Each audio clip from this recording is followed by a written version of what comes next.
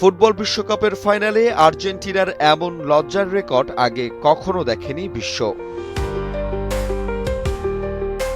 2026 football বিশ্বকাপের ফাইনালে স্পেনের বিপক্ষে ইতিহাসের অন্যতম বাজে পারফরম্যান্স করেছে আর্জেন্টিনা। ম্যাচ জুড়ে বলের দখল ও আক্রমণে আধিপত্য ছিল স্পেনের। অন্যদিকে লিওনেল স্কালোনির দল পুরো ম্যাচে প্রতিপক্ষের গোলপোস্টের দিকে একটি শটও নিতে পারেননি। এর মধ্য দিয়ে 1966 সাল থেকে বিশ্বকাপের বিস্তারিত পরিসংখ্যান সংরক্ষণ শুরু হওয়ার পর প্রথমবারের মতো কোনো ফাইনালিস্ট দল 90 মিনিটে একটিও শট নিতে ব্যর্থ হলো। অর্থাৎ আর্জেন্টিনাই গড়েছে বিশ্বকাপ ফাইনালের ইতিহাসে সবচেয়ে লজ্জার রেকর্ড। ম্যাচের প্রথমার্ধেই স্পষ্ট হয়ে যায় আর্জেন্টিনার অসহায়ত্ব।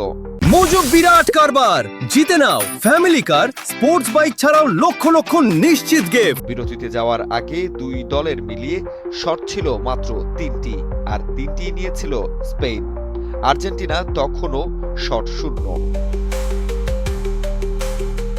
পুরো ম্যাচে স্প্যানিশ গোলরক্ষক উনাই সিমেনের কার্যত কোনো কাজই ছিল না, কারণ মেসিদের কোনো আক্রমণই তার গোল পোস্ট পর্যন্ত পৌঁছাতে পারেনি।